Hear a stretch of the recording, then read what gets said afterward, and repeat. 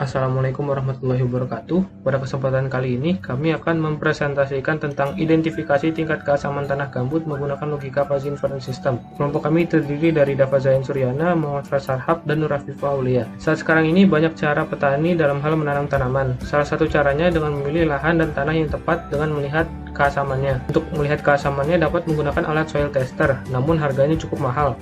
Maka dari itu dibuatlah fuzzy logic ini untuk mempermudah petani dalam memilih tanaman untuk ditanam. Input yang digunakan pada fuzzy logic ini adalah pelapukan tanah, frekuensi pemupukan, dan kedalaman tanah gambut, sedangkan outputnya adalah tingkat keasaman tanah. Untuk pelapukan tanah memiliki 3 variabel, yaitu sedikit pelapukan 0-55%, sedang 30-80%, dan banyak 55-100%. Untuk frekuensi pemupukan, sedikit 0-2 kali pemupukan, sedang 1-3 kali pemupukan, dan banyak 2-4 kali pemupukan. Input yang ketiga yaitu kedalaman tanah gambut. Terdapat 3 buah variabel linguistik, yaitu dangkal 50-150 cm, sedang 100-200 cm, dan dalam sebesar 200-300 cm. Outputnya adalah keasaman tanah. Terdapat 3 buah variabel linguistik. Yang pertama, keasaman tanah tinggi, pH-nya 0-3,5, keasaman tanah sedang, pH-nya 2-4, keasaman tanah rendah, pH-nya 3,5-6. Berikut adalah rules yang dipakai pada fuzzy inference system keasaman tanah. Bisa dilihat berjumlah 27 karena parameternya berjumlah 3 dan inputnya berjumlah 3, sehingga 3/3 sama dengan 27. Berikut adalah gambar surface dari hasil rangkaian Bo, di mana sumbu X adalah tingkat pelapukan tanah dan sumbu Y adalah frekuensi pemupukan. Ini adalah gambar surface di mana sumbu X adalah tingkat pelapukan tanah dan sumbu Y adalah kedalaman tanah. Dan yang terakhir adalah gambar surface di mana sumbu X adalah frekuensi pemupukan atau jumlah pemupukan dan sumbu Y adalah kedalaman tanah. Setelah kita membuat rule, kemudian melakukan uji coba di software MATLAB, kita dapat memilih jenis tanaman yang dapat kita tanam. Jika tingkat keasaman tanahnya rendah, pada hasil uji coba tersebut, kita dapat menanam padi, jagung, dan pisang. Untuk tingkat keasaman tanah sedang, kita dapat menanam karet dan mangga.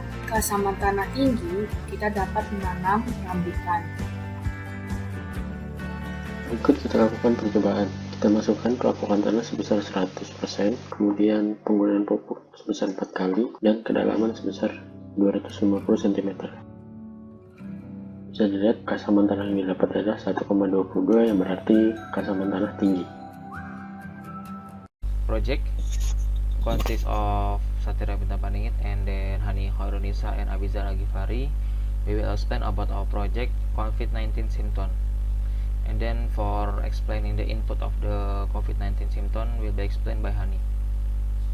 Okay, so in our task, we discuss the symptoms of COVID using fuzzy, which are divided into 4 symptoms, namely normal, mild, moderate, and severe, using 4 possibilities, namely body temperature, oxygen saturation, and duration of being infected.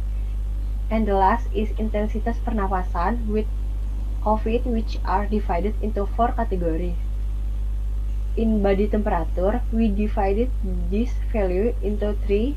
In oxygen saturation, the saturation is changed to DEF to FDA because the fuzzy graph cannot decrease to be inversely proportional from hard to normal. And the duration of being infected with COVID category. And the last is intensitas pernafasan.